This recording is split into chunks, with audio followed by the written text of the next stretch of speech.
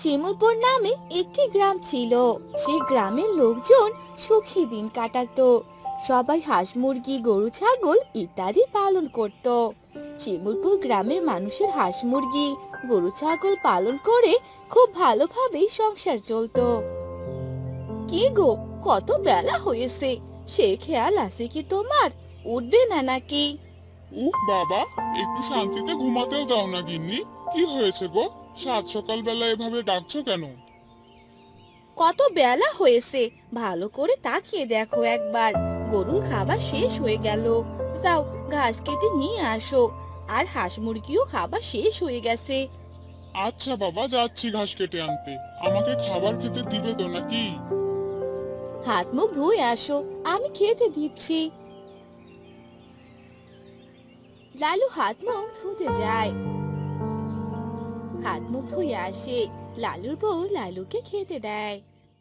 হ্যাঁ গো, শুনছো? জানো, অন্য গ্রামের লোকজন আমাদের গ্রামকে দেখে হিংসে করে। তা তো করবেই গো গিন্নি। আমাদের গ্রামের সব পরিবার অনেক সুখী, কোনো কিছুর অভাব নেই আমাদের গ্রামে। তা তুমি মন্দ বলনি গো। স্বয়ং ভগবান আছে আমাদের সবার মাথার উপর।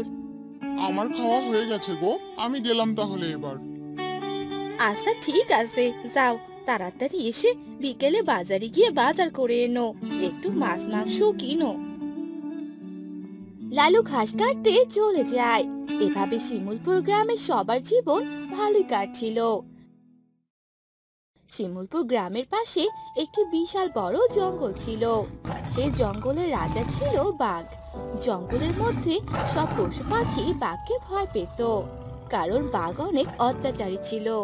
উহ, খুব খিদে পেয়েছে। শিয়াল সে কখন আমার জন্য ফল আনতে গেছে, এখনো তো এলো না। এদের দিয়ে কোনো কাজ ঠিক মতো হয় না। হুজুর, এই নিন আপনার ফল।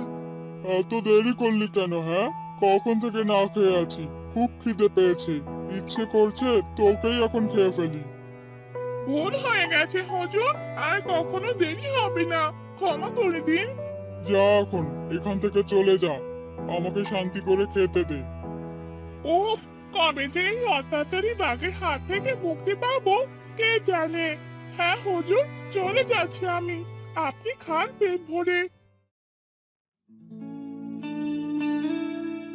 বাঘ সব ফল খেয়ে ঘুমিয়ে পড়ে। কিছুক্ষণ পর তার ঘুম ভাঙে। উহ, বড্ড খিদে পেয়েছে আবার। যাই, চারদিকটা ঘুরে দেখি কোনো খাবার পাই কিনা। বাঘ জঙ্গলে চারদিক ঘুরতে থাকে, খাবার খোঁজে, কিন্তু মন মতো খাবার পায় না। সেখানে একটি গাছে টিয়া পাখির বাসা ছিল। টিয়া পাখি কয়েকটা বাচ্চা হয়েছে। টিয়া পাখির বাচ্চারা কিচিরমিচির করছিল। সেটা বাঘ শুনতে পায়। টিয়া পাখির বাচ্চার আওয়াজ মনে হচ্ছে। যাই, টিয়া পাখির বাচ্চাগুলো খেয়ে আসি। টিয়া পাখি তার বাচ্চাদের রেখে বাহিরে যায়। সেই সুযোগে বাঘ গিয়ে টিয়া পাখির বাচ্চাদের খেয়ে ফেলে আর সেখান থেকে চলে যায়। টিয়া পাখি এসে দেখে আমার বাচ্চারা কোথায়? এখানেই তো ছিল। নিশ্চয়ই ওই অত্যাচারী বাঘ এসে আবার খেয়ে গেছে আমার বাচ্চাদের। কেন যে আমার বাচ্চাদের একা রেখে গেলাম? না, জঙ্গলে আর এভাবে খেয়ে মজা পাচ্ছি না। পাশেই তো একটা গ্রাম আছে, শিমুলপুর নাম।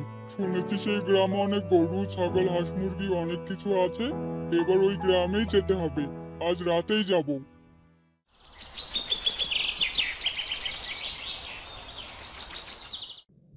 এরপর বাঘ রাতে শিমুলপুর গ্রামে যায়। লালুদের বাড়িতে প্রথমে যায়। লালুদের হাঁস মুরগি খায়। এরপর গ্রামের সবার বাড়িতে গিয়ে কারো হাঁস, কারো মুরগি, কারো ছাগল এভাবে খেয়ে চলে যায়।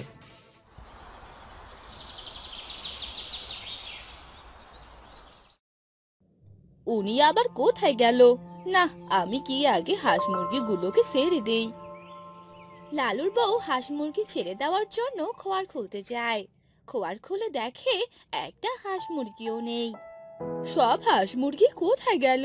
ওগো শুনছো, এদিকে আসো, দেখে যাও আমাদের কি সর্বনাশ হয়ে গেল। গিন্নি, কি হয়েছে গো? দেখো, আমাদের একটি হাঁস মুরগিও নেই, কি সর্বনাশ হয়ে গেল গো। তাই তো। হায় ভগবান, এ আমাদের কি হয়ে গেল! কিন্তু এতগুলো হাঁস মুরগি একসাথে নেই। আমাদের গ্রামে তো কোনো চোরও নেই। হ্যাঁ গো, এবার আমাদের কি হবে কিছুই যে বুঝতে পারছি না। আমিও তো কিছুই বুঝতে পারছি না। এটা কি হয়ে গেল, কিভাবে হলো?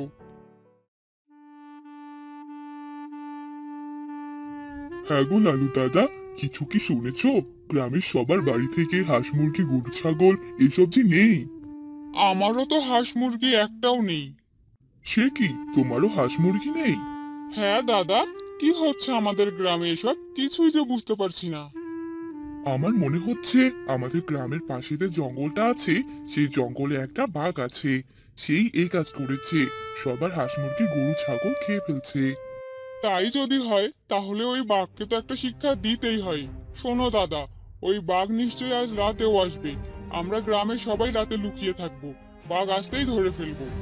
ঠিক আছে গোলালু দাদা, ভালো বুদ্ধি বের করেছো। আমি তাহলে এখন আসি।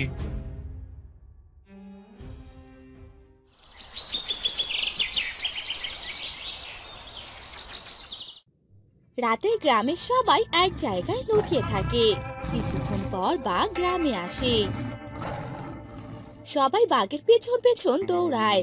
লালু ছুরি দিয়ে বাঘকে আঘাত করলে বাঘের লেজ কেটে যায়। এভাবে দৌড়াতে দৌড়াতে বাঘ জঙ্গলে ঢুকে পড়ে। আর গ্রামের মানুষ বাঘকে ধরতে পারে না। উহ বাবা, এ যাত্রায় বেঁচে গেছি, কিন্তু ওরা যে আমার লেজ কেটে ফেলেছে। এবার কি হবে? দৌড়াতে দৌড়াতে হাঁপিয়ে গেছি, না একটু ঘুমিয়ে নেই। বাঘ ঘুমিয়ে পড়ে।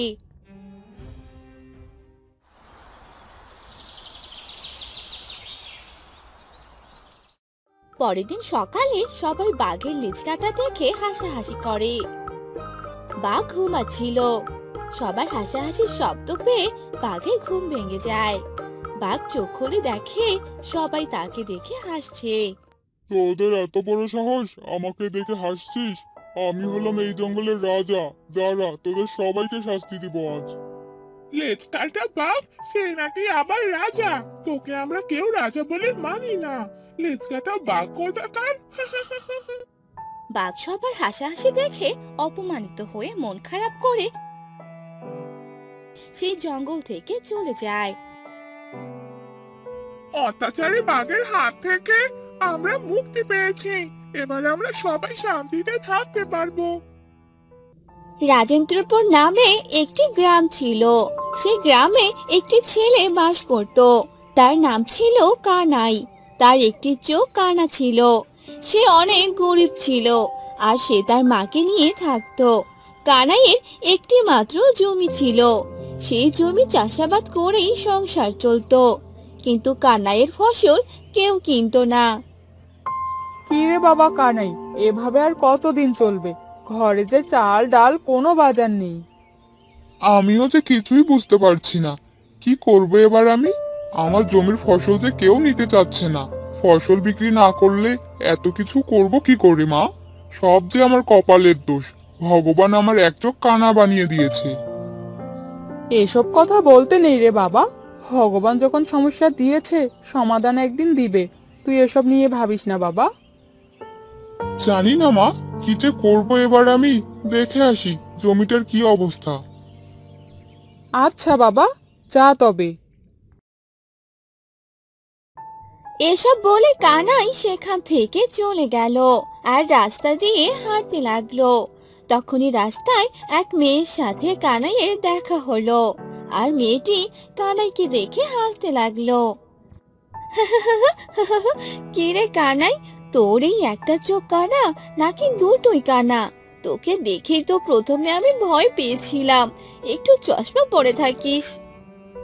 এভাবে কেন বলছো রূপালী? আমাকে নিয়ে হাসি ঠাট্টা করো না। ভগবান আমাকে কানা বানিয়েছে, এতে তো আমার কোনো দোষ নেই। তোমরা এভাবে হাসি ঠাট্টা করলে আমার যে অনেক খারাপ লাগে। হাসবো না তো কি করব শুনি?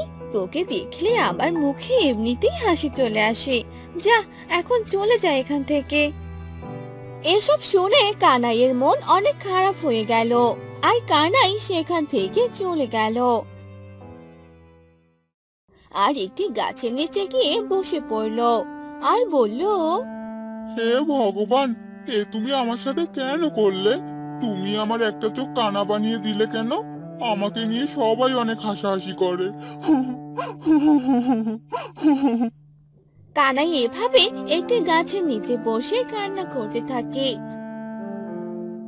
আর তারপর কানাই তার জমিতে যায় আর কাজ করে রাতে বাড়িতে আসে। কানাই তার মাকে ডাকতে থাকে। মা, ও মা।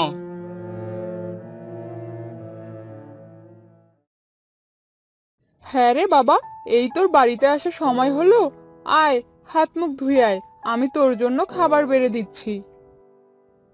এরপর কানাই হাত মুখ ধুয়ে আসে আর তার মা খাবার বেড়ে দেয় আর কানাই খেতে ধরে।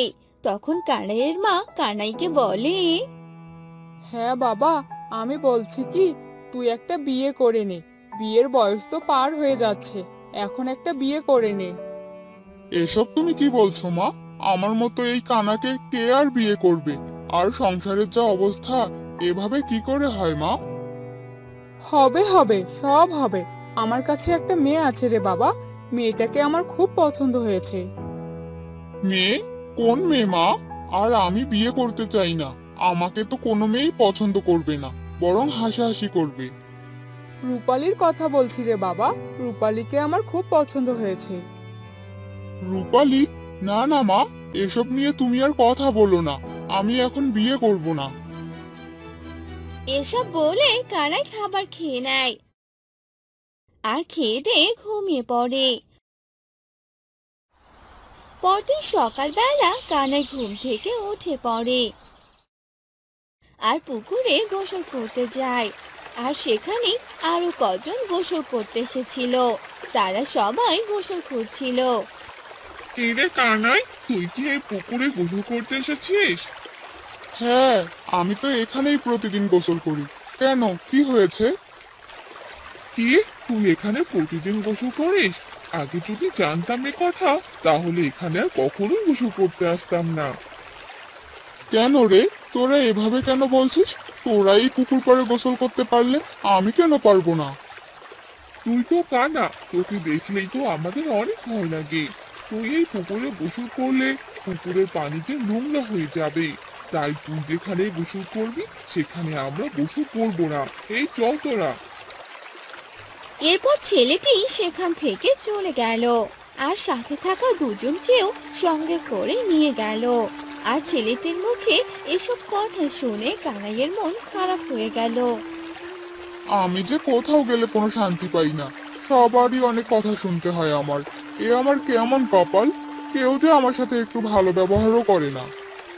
এসব বলে কানাই গোসল করে নেয় আর বাড়িতে ফিরে খাবার খায় আর বলে, মা, আমি আজ শহরে যাব, দেখি সেখানে কোনো কাজের খোঁজ পাই কিনা। আচ্ছা বাবা, ঠিক আছে, সাবধানে যাস।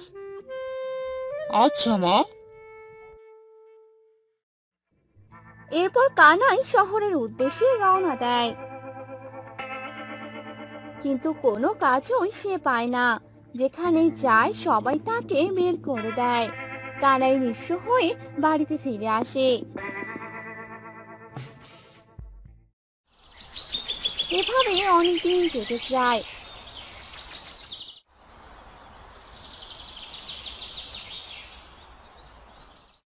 একদিন রূপালী নামে সেই মেয়েটি হাঁটছিল। সেদিন কানাইও তার জমির দিকে যেতে লাগলো। অমন সময় রূপালী একটি কাদা ভরা গর্তে পড়ে যায়। আহ, পড়ে গেলাম রে বাবা, বাঁচাও, কে আছো, বাঁচাও আমাকে। আরে, কার যেন চিৎকারের আওয়াজ শোনা যাচ্ছে, দেখি তো সামনে গিয়ে। এরপর কানাই দৌড়ে সামনে যায়, গিয়ে দেখে সেই মেয়েটি কাদা ভরা গর্তে ডুবে যাচ্ছে। বাঁচাও, বাঁচাও আমাকে, আমি যে কাদার ভেতরে ডুবে যাচ্ছি। এরপর কানাই তার হাত বাড়িয়ে দেয় আর রূপালী কানাইয়ের হাত ধরে উপরে উঠে আসে আর রূপালীর পুরো শরীরে কাদা লেগে থাকে। তোমাকে অনেক ধন্যবাদ, আজ যে তুমি আমার জীবন বাঁচালে। কি হলো, তুমি এভাবে মাথা নিচু করে দাঁড়িয়ে আছো কেন? আমি আর তোমাকে নিয়ে হাসি ঠাট্টা করব না। আমি যে অনেক বড় ভুল করেছি, তুমি আমাকে ক্ষমা করে দিও। ঠিক আছে। এরপর কানাই সেখান থেকে চলে গেল আর রূপালী কানাইয়ের যাবার দিকে তাকিয়ে বলতে লাগলো, কি যে ভালো মানুষ, আর আমি কিনা তার সাথে অনেক খারাপ ব্যবহার করেছিলাম। এটা আমি একদম ঠিক করিনি। এরপর রূপালী বাড়িতে চলে যায় আর রূপালী তার বাবাকে বলে, বাবা, আমি আমাদের গ্রামের কানাইকে বিয়ে করতে চাই।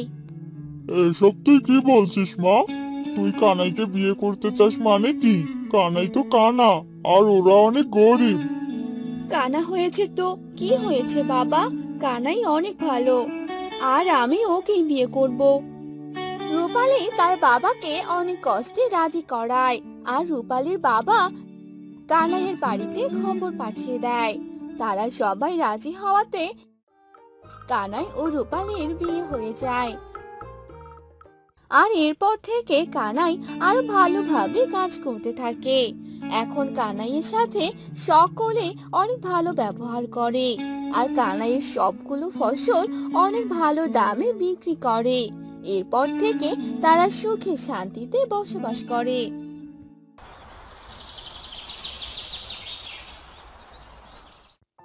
চাঁদপুর গ্রামে পৃথা তার মা ও বাবার সাথে বাস করত। তারা খুব গরিব ছিল। পৃথার বাবা প্রতীক একজন জেলে ছিল। অন্যের পুকুরে গিয়ে মাছ ধরে দিয়ে যা পেত তাই দিয়ে সংসার চালাতো। একদিন, ওগো শুনছো? হ্যাঁ বলো, কি হয়েছে? ঘরে তো কোনো বাজার নেই গো, আজ কি রান্না করব? অন্যের পুকুরে মাছ ধরে দিয়ে যা টাকা পাই তা দিয়ে সংসার চালানো খুব কষ্ট হয়ে যায় গিন্নি। আশেপাশে কোনো নদীও নেই যে মাছ ধরবো। হঠাৎ করেই প্রতীক, এই প্রতীক, বাড়িতে আছিস? হ্যাঁ রহিম চাচা, বলো। বলছি, আমাদের পুকুরে মাছ মারতে হবে, তুই একটু মাছ মেরে দিয়ে আয় না। আচ্ছা চাচা, চল তাহলে। গিন্নি, আমি যাচ্ছি, আসার সময় বাজার করে আনবো। আচ্ছা যাও। প্রতীক রহিমের সাথে তাদের বাড়ি চলে গেল। এই পুকুরের মাছ মেরে দে। আচ্ছা চাচা।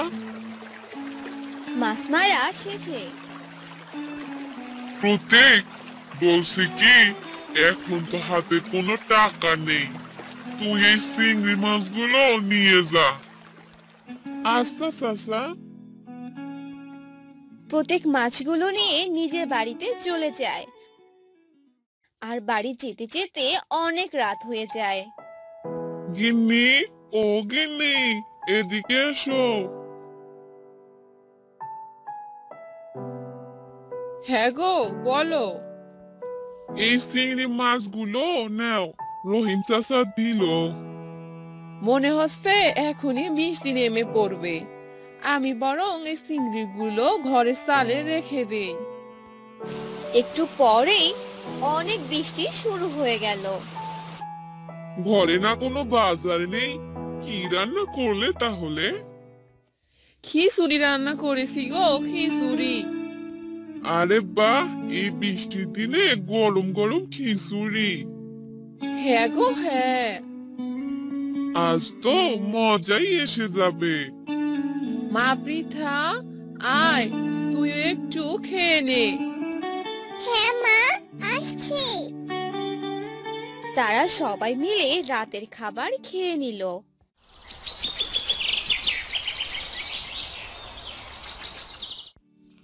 আহ, অনেকদিন পর তৃপ্তি সহকারে খেলাম।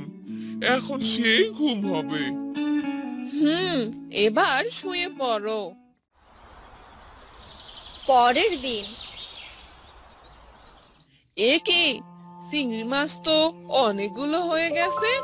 রাতের বৃষ্টিটা অনেক কাজে লেগেছে দেখছি। মা, ও মা, তুমি কি করছো এখানে? দেখ, রাতে আমি এখানে অল্প কিছু চিংড়ি মাছ রেখেছিলাম, আর সকালেই অনেকগুলো হয়ে গেছে। সত্যি মা? হ্যাঁ রে, একটা কথা ভাবছি। কি কথা মা? আমাদের তো কোনো পুকুর নেই, তাই আমি ভাবছিলাম ঘরের চালে চিংড়ি চাষ করব। কি বলো মা, ঘরের চালে চিংড়ি চাষ? হ্যাঁ রে হ্যাঁ। পৃথা ঘরের চালে চিংড়ি চাষের জন্য সবকিছু ঠিক করতে লাগলো। এ কি, তুমি সকাল সকাল চালের উপর কি করছো? ঘরের চালে চিংড়ি চাষ করবো গো, চিংড়ি চাষ। আরে পাগল হয়ে গেলে নাকি তুমি? আরে না গো, তুমি আমাকে কাল যে চিংড়ি মাছগুলো দিয়েছিলে সেগুলো আমি চালের উপর রেখেছিলাম। রাতের বৃষ্টি পেয়ে আরো অনেকগুলো চিংড়ি মাছ হয়ে গেছে। বলো কি গিন্নি? হ্যাঁ গো, আমাদের তো নিজস্ব কোনো পুকুর নেই মাছ চাষ করার, তাই ভাবছি ঘরের চালেই চিংড়ি চাষ করব। তোমার আইডিয়া তো দারুণ গিন্নি। দেখতে হবে না বউটা কার।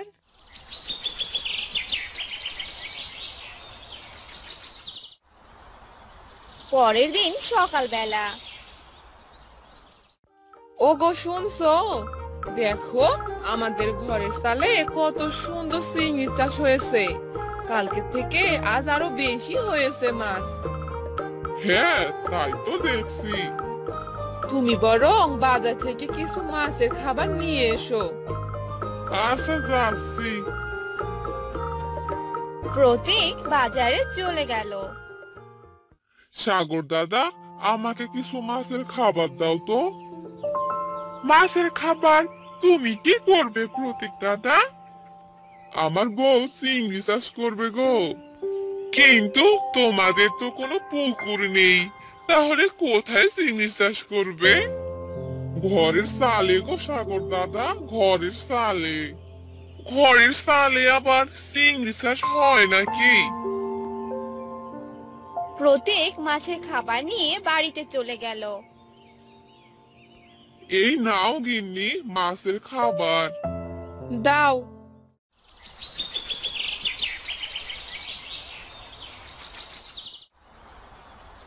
বেশ কয়েকদিন পর ওগো শুনছো, চিংড়ি তো ভালোই চাষ হচ্ছে দেখছি। যাও এগুলো বাজারে বিক্রি করে এসো। প্রতীক সেগুলো বাজারে বিক্রি করে আসলো, আর কিছুদিনের মধ্যে তারা অনেক বড়লোক হয়ে গেল। কই গো প্রতীক দাদা, ভালোই তো ঘরের চালে চিংড়ি চাষ করেছো। হ্যাঁ দাদা, আইডিয়াটা আমার বই দিয়েছে, আর তার জন্য এত ভালো চিংড়ি চাষ করতে পেরেছি। ভালোই তো, একখান বউ পেয়েছো। দেখতে হবে না বউটা কার। এরপর থেকে তারা সুখে শান্তিতে দিন কাটাতে লাগলো।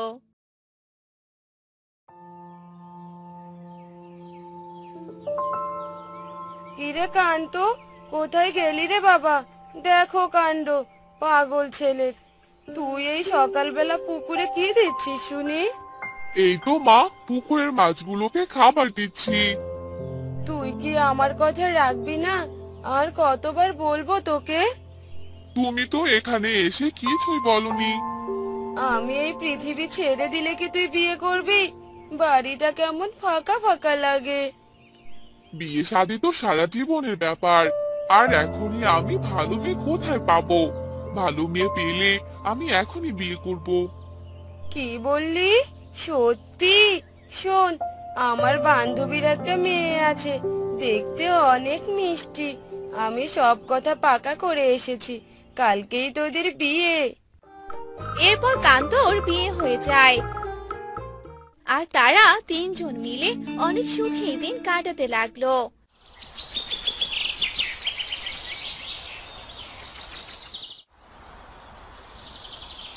একদিন বৌমা, কোথায় গেলে তুমি? এদিকে একবার শুনে যাও তো।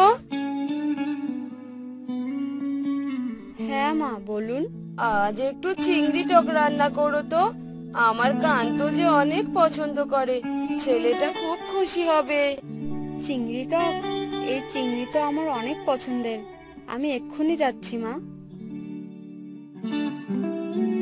কান্তর বউ চলে যায় আর রান্নাঘরে রান্না করতে থাকে। আর একটু পর রান্না শেষ হয়ে যায়। কই তোমরা, ঘরে এসো, রান্না যে হয়ে গেছে। সবাই চলে আসে আর কান্তের বউ তাদের খাবার দিতে থাকে। আর তখনই বাহির থেকে কে যেন ডাকতে থাকে। বাড়িতে কেউ আছো? আমি যে অনেক অসহায়। বৌমা, দেখো তো, বাহিরে মনে হচ্ছে কেউ এসেছে। না করো না কিন্তু, কি চাই দিয়ে দিও। এই বুড়ির জ্বালায় শান্তি করে খেতেও পারলাম না। এই বুড়ির এখানে কি চাই? এভাবে ডাকাডাকি করছে কেন? মারে, আমার যে খুব ক্ষুধা পেয়েছে, আমাকে কিছু খেতে দিবি মা? আমার খাবার নষ্ট পছন্দের, দে না, দে না একটু খেতে। এই বুড়ি, যাও তো এখান থেকে, একদম বেশি কথা বলবে না। কোথা থেকে যে আসে এরা, যত সব। আমি চলে যাচ্ছি, কিন্তু আশীর্বাদ করছি তোর এই চিংড়ি খাওয়ার আশ কখনো জানি না মেটে। এ কথা বলে বৃদ্ধা সেখান থেকে চলে যায়। আর কান্তর বউ ঘরে চলে আসে। বুড়িমা কি চলে গেছে? খেতে দিলে না যে? না মা, খেতে দেইনি। এখানে তো মাত্র কয়টা চিংড়ি। আর এসব ভিখারিদের খেতে দিলে কাল দেখবেন আবার ঠিক চলে এসেছে। ছি বৌমা, এটা তুমি একদম ঠিক কাজ করনি। কান্তর বউ তার শাশুড়ির কথা না শুনে খেতে থাকে। আর খেতে খেতে সে সবগুলো চিংড়ি খেয়ে ফেলে। আহ, তরকারিটা তো অনেক দারুণ খেতে হয়েছে, কিন্তু এইটুকু খেয়ে যে আমার আরো খেতে ইচ্ছে করছে। গিন্নি, এগুলো তুমি কি করলে? সব চিংড়ি খেয়ে ফেললে। আমার আর মায়ের জন্য তো একটা চিংড়িও রাখলে না। আহ কান্ত, বৌমার ভালো লেগেছে, খেয়েছে। আমরা এই বেগুন তরকারি দিয়েই খেয়ে নেব। এরপর তারা খাবার শেষ করে আর কান্তর বউ বাসন মাজতে থাকে। বৌমা, বাসনগুলো মাজা হলে এই মাছগুলো কেটে নিও। যা গরম পড়েছে, নয়তো এই মাছগুলো নষ্ট হয়ে যাবে। বাসন মাজা শেষ করে কান্তর বউ মাছ কাটতে থাকে। মা ছেলে মিলে শুধু আমায় হুকুম করে, আর সারাদিন একাজ ওকাজ লেগেই আছে।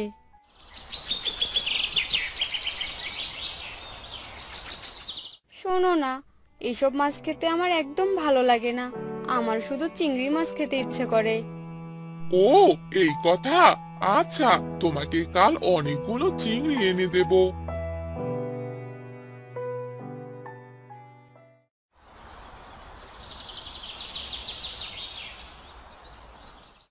কই গো গিন্নি, কোথায় গেলে? এদিকে একবার এসে দেখো। কি হলো কি? এভাবে ডাকছো কেন? তুই আজও চিংড়ি এনেছিস? দে বাবা, আজ চিংড়ি আমি রান্না করব। বৌমা, তুমি ঘরে গিয়ে বসো। এ কথা বলে রমেশের মা রান্নাঘরে যায় আর চিংড়িগুলো রান্না করতে থাকে। বাহিরে গরুটা ডাকছে, রান্নাটা তো প্রায় শেষ হয়ে এসেছে। যাই, গরুটাকে একটু খাবার দিয়ে আসি।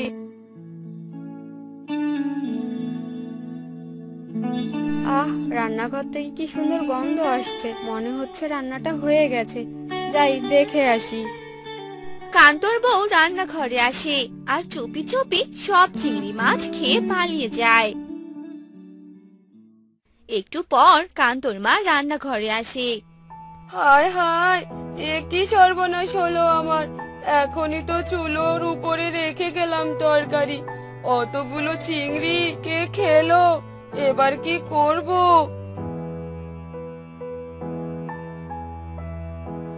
মা, আপনি রান্না কেন করছেন? কি হয়েছে?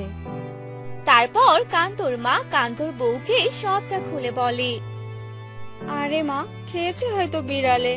আপনি এভাবে কাঁদবেন না, আমি আপনার ছেলে আসলে সব বুঝিয়ে বলবো।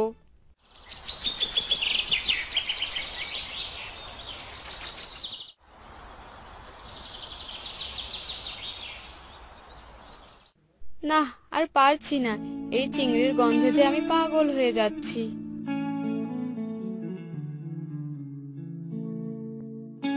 এই বলে কান্তর বউ পাশের বাড়ির রান্নাঘরে উকি দেয় আর দেখে সেখানে কেউ নেই। কান্তর বউ চুপি চুপি সেই ঘরে ঢুকে চিংড়িগুলো চুরি করে খেয়ে নেয় আর বাড়িতে চলে আসে। আর এভাবে কান্তর বউ রোজ কারো না কারো বাড়ির চিংড়ির তরকারি চুরি করে খেত, কিন্তু কেউ তাকে ধরতে পেত না।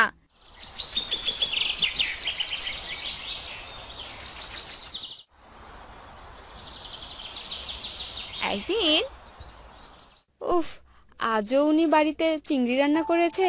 যাই দেখি আজও চুরি করে খেতে পারি কিনা।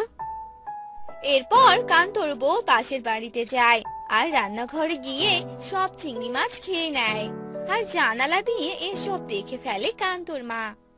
হায় হায় ভগবান, এ আমি কি দেখলাম! নিজের চোখকে যে বিশ্বাস করতে পারছি না।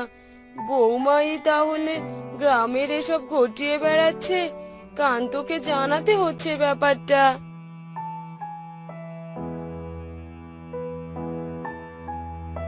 বাবা কান্ত, কান্ত, কোথায় তুই? তাড়াতাড়ি এদিকে আয়, সর্বনেশে কাণ্ড ঘটে গেছে যে।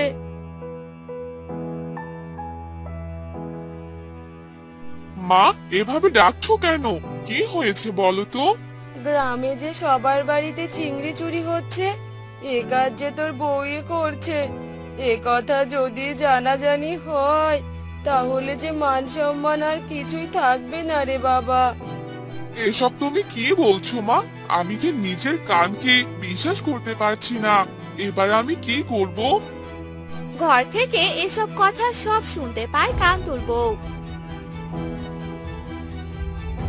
আর সে উঠোনে আসে। বিশ্বাস করুন মা, আমি এসব ইচ্ছে করে করিনি। শোনো বৌমা, আজকের পর কখনো কারো সাথে খারাপ ব্যবহার করবে না আর অসহায় মানুষকে সাহায্য করবে। তাহলে দেখবে তোমার এই বদ অভ্যাস পরিবর্তন হয়ে যাবে।